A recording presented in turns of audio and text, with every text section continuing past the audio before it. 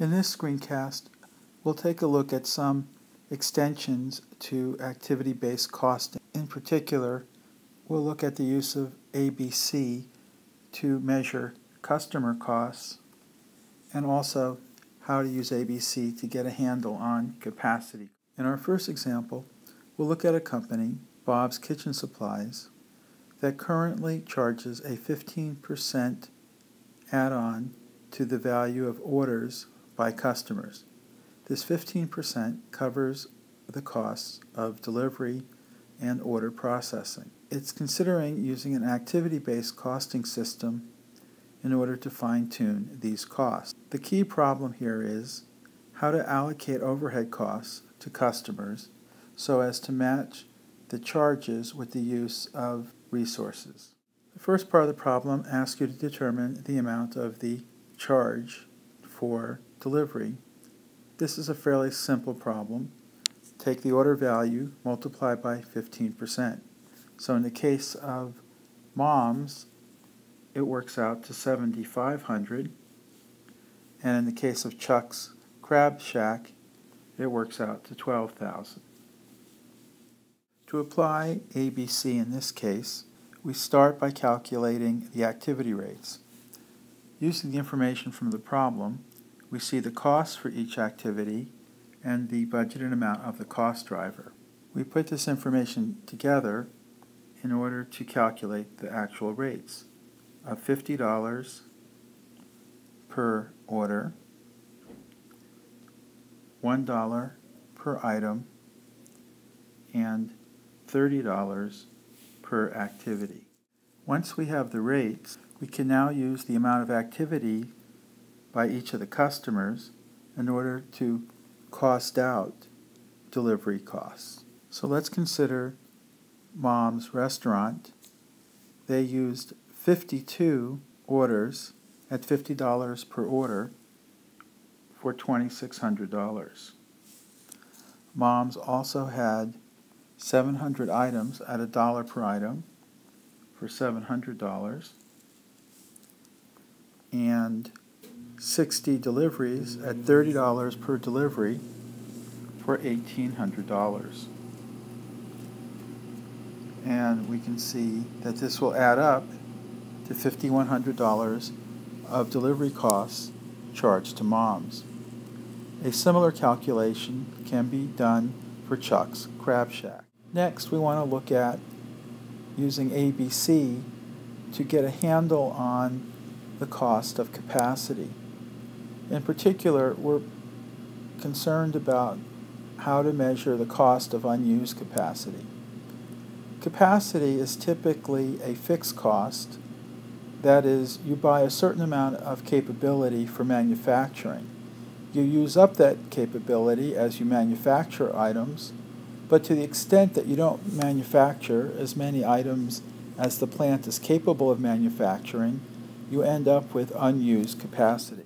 Our example is a company that operates a medical MRI scanner. The scanner costs $1.2 million and can be used for 5 years. We'll assume, therefore, that it has a depreciation of $240,000 per year. The annual operating costs are $400,000 per year. Those are also fixed costs. And there is a variable charge of $75 per scan.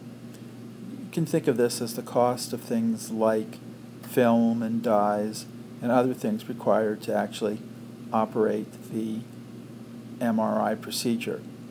The scanner has the capacity to perform 3,500 scans per year, but is currently only providing 2,520 scans per year.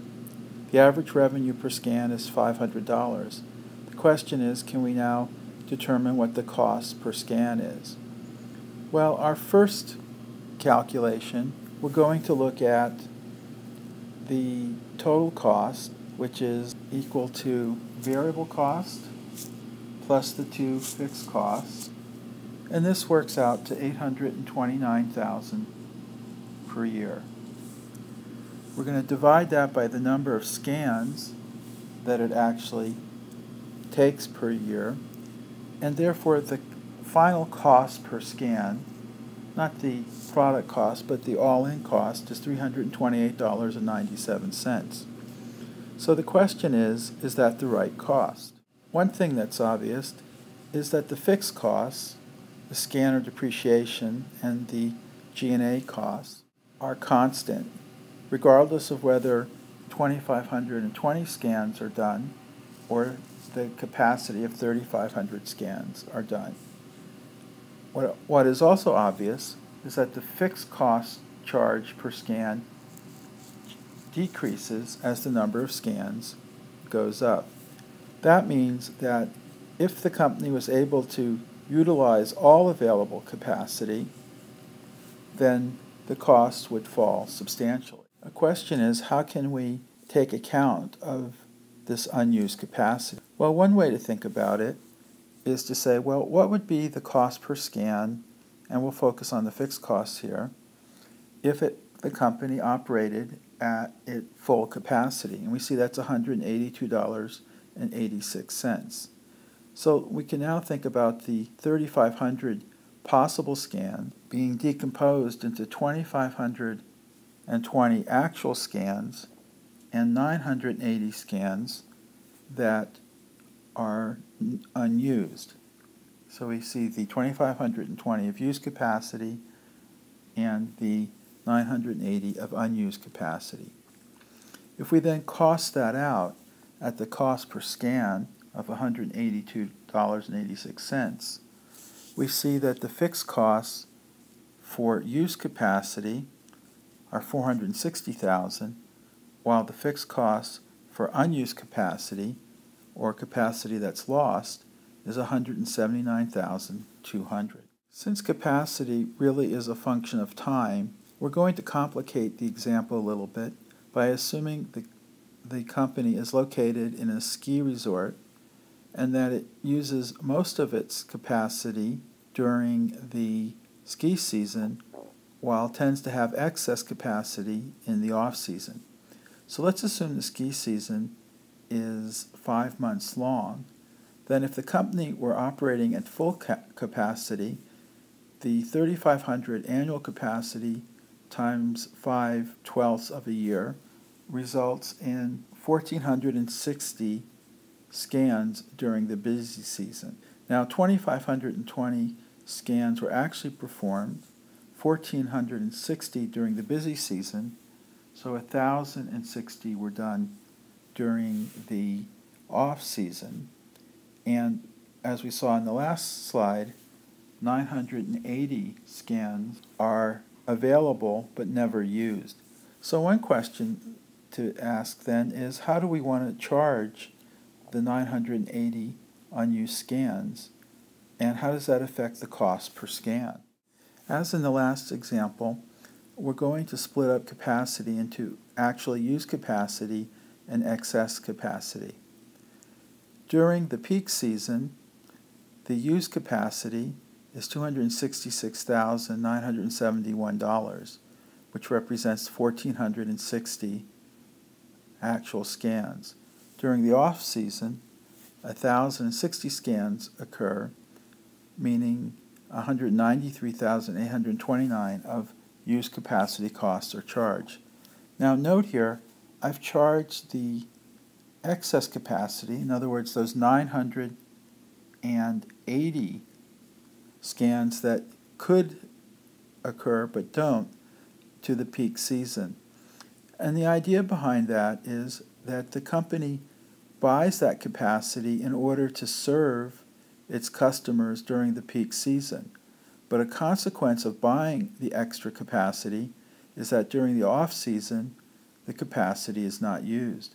So the rationale then is that the excess capacity is required in order to be able to provide service during the peak season. Having identified the cost of excess capacity and having allocated it to the peak season, we can now determine what the costs per scan are in the peak season and in the off season. Remember, the costs are going to be the sum of the fixed costs, the variable costs, and the charges for excess capacity. So during the peak season, we see that the costs are $555,671, and that's distributed over 1,460 scans. Whereas in the off-season, the charges are $273,329, distributed over 1,060 scans. Interestingly, we see that the cost during the busy season is higher than the cost during the off-season. And of course, this makes some sense if we think about there being an opportunity cost to the use of capacity. In the off-season, the excess capacity has no opportunity cost, while in the peak season it does.